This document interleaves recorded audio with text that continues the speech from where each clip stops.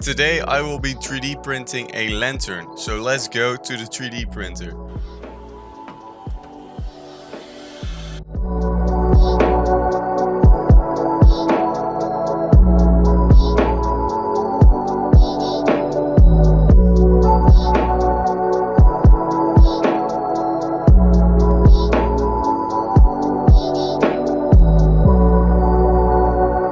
Okay, so the print is finished now. I will take it off the bed and then I will show you guys the end result.